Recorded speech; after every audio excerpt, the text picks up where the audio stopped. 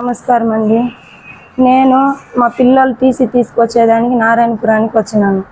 బైక్లో తెలిసిన ఒక ఆయన్ని తోడుకొని వస్తే అప్పు తీసుకున్నందువల్ల టీసీని చింపేదానికి ప్రయత్నించినారు.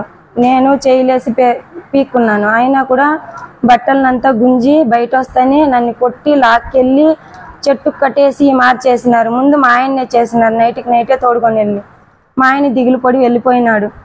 నాకు ఆ పెళ్ళాం వద్దు, బిడ్డలో వద్దని.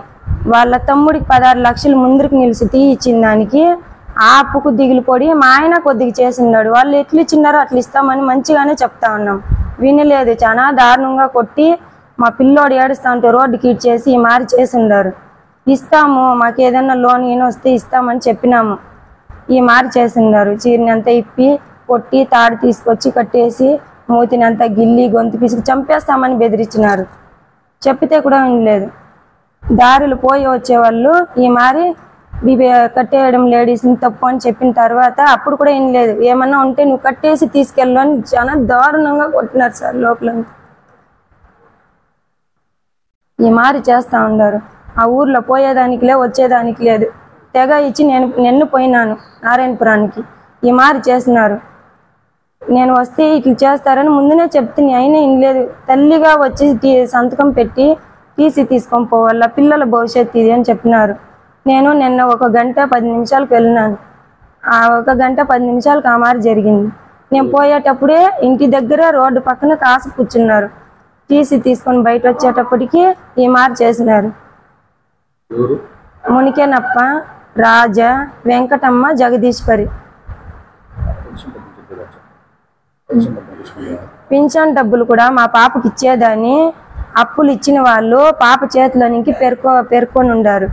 3 నెలలుగా పింఛన్ అయితే ఇయ్యలేదు. ఆ పాప ఇచ్చేదానికి మా అమ్మది అప్పు చేసింది ఇస్తానని వస్తే కూడా బెదిరించినారు మా పాపని. నాకు 3 పిల్లోళ్ళు, హ్యాండిక్యాప్, ఒక పాప, 2 ఆడపిల్లోళ్ళు, 1 కొడుకు. మా కొడుకుని తీసుకెళ్ళినాను. వాడిని ఈడ్చి రోడ్డుకి వేసేసి మా అమ్మను కట్టొద్దంటే కూడా ఈ మారి తాడేసి లాగి కట్టినారు. తీసుకుని దాన్ని ఇస్తామని ఏమను మంచిగానే చెప్తా ఉన్నాను. అయినా వినలేదు. నా మెడలో ఉండే బొట్టునే కూడా నా మొగుడు బాగుంటే చాలు. ఒకప్పుడు బాగా బతికినోడు. 1,00,000 తీస్తే 1,00,000 వడ్డీ కట్టిండాడు. ఊరికి వచ్చేదానికిలే పోయేదానికిలే. మాకేదో కాలనీ ఇల్లు వచ్చింది. ఆ కాలనీ ఇల్లు కట్టుకుంటే దాన్ని అమ్మేసేయి అంటూ ఉండరు. మా అమ్మ వాళ్ళు కొంచెం హెల్ప్ చేస్తున్నారు. ఇల్లు లేక వాకిలు లేక ఏదో చిన్న ఇల్లు మా మొగుడి ఇల్లు. మేమేదో కష్టపడి మా పింఛన్ డబ్బులు మా పాపకు వచ్చింది ఇంతో కొద్దిగా కూడిపెట్టి మా నగ నట్రా ఉంటే పెళ్లికేసింది. ఇల్లు కట్టుకొని ఉండాం. ఊరికైనా అప్పు చేసి ఇల్లు కట్టుకొని ఉండారని ఈ మారి సతాయిస్తారు మమ్మల్ని. చాలా టార్చర్ పెడతారు. ఊరు పోయేకలే వచ్చేకలేదు. మా పిల్లోళ్ళు 1 సంవత్సరము ఆడ తినేదానికి ఉండేదానికి చాలా కష్టపడి ఉన్నారు. స్కూల్కి పోయేటప్పుడు వచ్చేటప్పుడు ఆ మారి సాపిస్తారు పిల్లోళ్ళని. అప్పు ఇవ్వకపోతే మీ నాన్న ఎక్కడున్నారు, మీ అమ్మ ఎక్కడున్నారు అని ఈ మారి చేసినారు అప్పుల వాళ్ళంతా. ఇంటికి వచ్చి నైట్లో తలుపులు తట్టేవాళ్ళు. మా అమ్మ వాళ్ళ ఇంటికి వెళ్ళి కూలి పని చేసుకొని అప్పు తీర్చుతాము, ఇచ్చిన వాళ్ళ డబ్బులు మనం ఇవ్వాలా. వాళ్ళు ఎంత కష్టపడి ఇచ్చిందనో ప్రయత్నిస్తుంది. అయినా కాలేదు. ఆడది ఎన్ని లక్షలు తీర్చేదానికి అవుతుంది. మా మొగుడితో గొడవలు పడినాను, కాలేదు. మా మొగుడే నన్ను వదిలేసి వెళ్ళిపోయినాడు. నీ వల్ల అయితే బిజినెస్ అక్క నువ్వు ఎలాగైనా బతుకు అని చెప్పేసి వెళ్ళిపోయినాడు. ఎక్కడున్నాడో నాకు తెలియదు. బెంగళూరులో అయితే ఒకే ఇంట్లో పని చేసుకొని 15,000 ఇస్తారు.